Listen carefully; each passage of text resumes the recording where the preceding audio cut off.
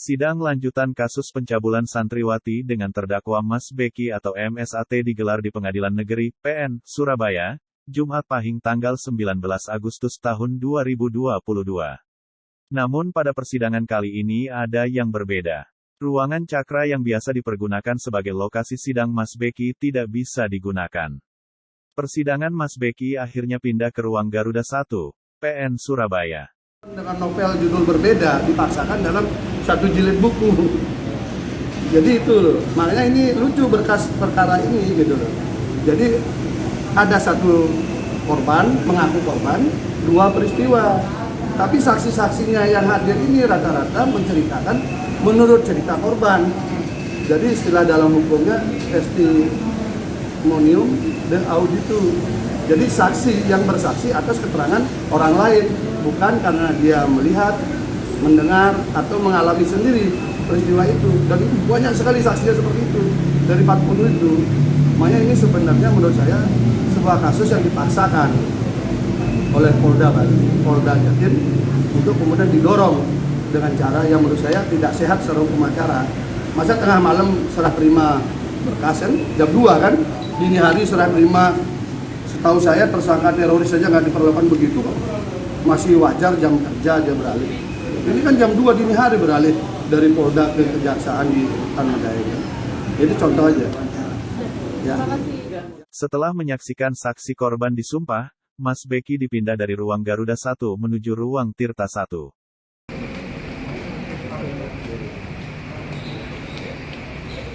Sidang dimulai sekitar pukul 13.30 dan berakhir sekitar pukul 19.50, dengan hanya satu orang saksi korban yang diperiksa, dari jadwal sidang yang seharusnya memeriksa 3 orang saksi korban. Sidang hari Senin dan Kamis lalu seharusnya memeriksa 5 orang saksi korban, ternyata baru selesai 2 orang saksi korban. Langsung kuasa hukum aja ya. Tapi dari keterangan saksi-saksi sendiri gimana dari ini?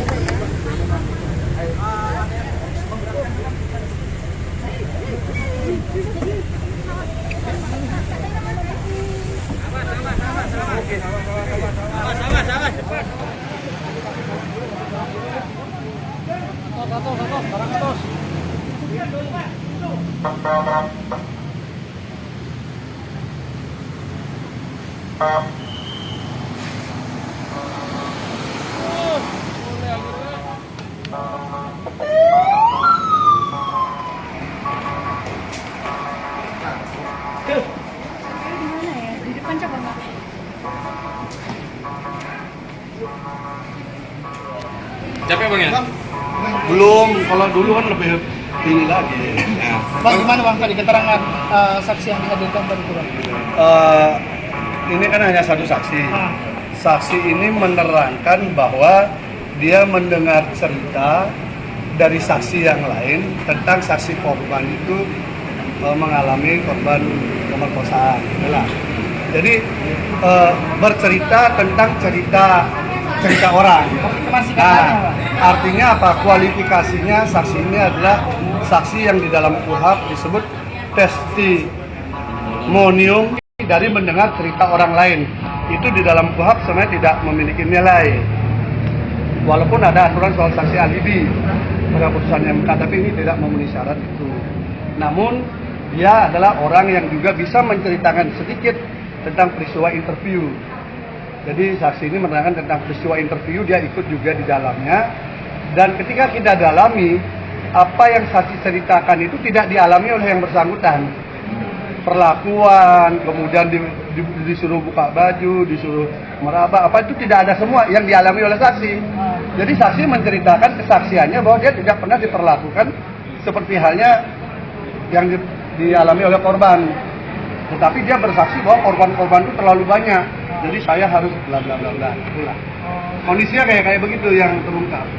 Jadi pertama kualifikasi soal peristiwanya, dua peristiwa itu saksinya tidak tahu.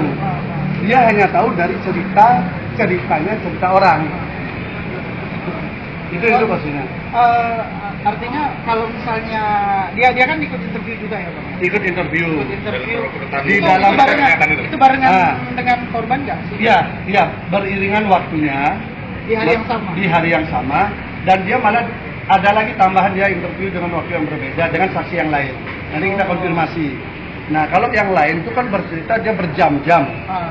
Nah, tetapi menurut terdakwa Mas Beki, rata-rata kesaksian itu interview itu hanya 10 menit.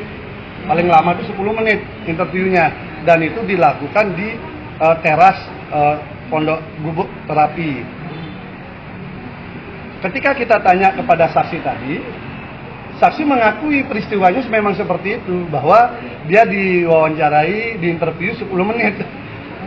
Jadi kita bingung juga, dia menceritakan tentang peristiwa orang lain diperlakukan begitu, tetapi dia sendiri yang dia alami. Pertama, dia diinterview di teras sesuai penjelasan Mas Beki dengan saksi-saksi yang lain, yang tadi juga dijelasin.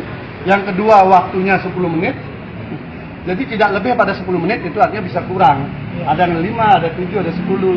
Nanti kita cek saksi yang lain, mana yang benar. Nah, kemudian tidak ada sampai berjam-jam, 5-7 jam itu yang diceritakan, itu tidak ada. Apa yang dialami sama saksi tadi? Saksi ini tidak mengalami apa-apa, tidak disentuh dibuka baju, nggak ada. Tapi dia hanya menyaksikan bercerita panjang lebar tentang orang lain yang menurut dia jadi korban. Jadi saya nggak ngerti, sampai saya tanya, kenapa Anda tidak diperlakukan seperti yang Anda ceritakan itu orang-orang lain itu? Bang, Karena bingung juga kita kan. Jadi saksi ini mendapat cerita dari korban atau bagaimana? Nah, dia mendapatkan cerita dari cerita yang lain. Nah, itu. bukan dari korban. Bukan dari korban, dia taunya tentang korban. Hubungan saksi dengan korban ini apa? Satu grup dia sebenarnya. Waktu interview kelompok, dia satu grup. Nah, tetapi apa yang dia ceritakan bahwa korbannya diperlakukan begini, saya tanya balik kepada dia, diperlakukan begitu nggak dia? Dia bilang nggak. Bang, Kan bingung kita kan. Harusnya kan dia juga begitu kan, wajahnya juga. Ya, kalau dilihat kan masih punya inilah ya. Bang, sebelumnya abang bercerita terkait masalah korban membuka bajunya sendiri. Ya. Membuka bajunya sendiri atas cerita beliaunya. Beliaunya itu siapa, Bang? Maksud saksi. Oh, saksi. Beliaunya itu saksi. Ya, Abang- saksi itu kan bahasa ininya kan kita hormatilah. Ya. Dia membuka baju sendiri. Jadi Betul. cerita dari beliaunya itu saksi, Bang ya? Nah, iya, jadi dia tuh membuka baju sendiri. Tetapi Itu dia cerita atau dari BAP, Bang? enggak di Ceritanya? di kesaksian. Di BAP juga ada. Bukan di BAP, di dakwaan juga disebutkan juga. Di BAP ada juga. Dan yang kedua itu lebih menarik lagi, tapi tidak bisa saya ceritakan.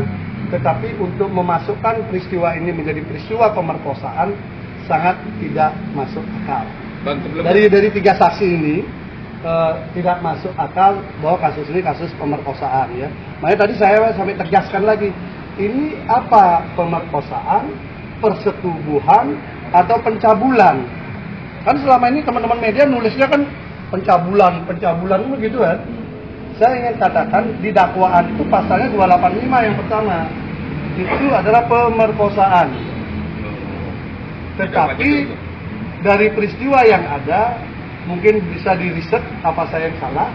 Selama saya mempelajari hukum belum pernah ada korban pemerkosaan melakukan tindakan membuka baju sendiri. Walaupun peristiwa itu juga dibantah ya. Terdakwa mengatakan 2 peristiwa itu nggak pernah ada. 2 peristiwa itu tidak pernah ada, tapi korban mengaku bahwa ada 2 peristiwa. Yang dua-duanya dia melakukan itu atas perintah buka, tapi satu pun tidak ada kancing yang lepas. Bang, abang sebelumnya kan udah menekankan ada fakta kalau korban itu hanya 1 dan faktanya korban itu hanya membuka baju sendiri dengan sukarela. Dan Mas Tetapi Beki itu sendiri, peristiwanya dibantah juga sama Mas Beki. oh di mana? Artinya ini abang sendiri Artinya kan mengumpulkan sementara ini kalau kita kumpul-kumpulkan yang cerita saya kemarin, ini novel fiksi yang masih agak kita bingung. Oh, novel fiksi. Karena tumpukan peristiwa tempat itu masih saling tumpuk. Nah, kalau zaman saya dulu, mungkin zaman kita sebaya ya, kita kalau baca novelnya Nick Carter atau Annie Ero masih bisa kita bayangin kan, itu sebuah fiksi yang seakan jadi nyata.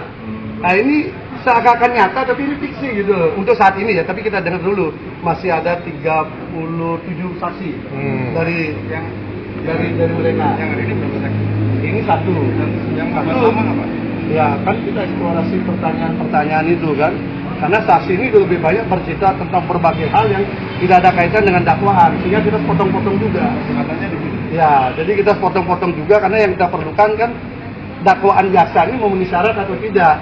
Atas satu korban ini, kemudian ada 2 peristiwa, kan itu.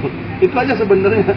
Tapi ya untuk sementara ya, untuk skor sampai 3 saksi ini lebih nyata membayangkan novelnya Nick Carter atau Eni Ero daripada kisah ini.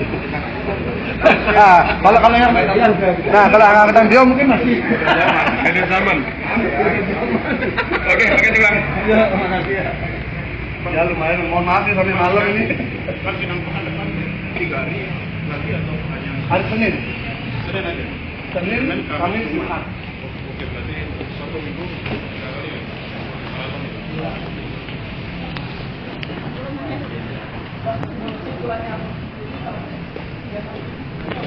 Ya, kesimpulannya lebih gampang memahami novelnya Nick Carter sama Eni Ero daripada dakwaan ini.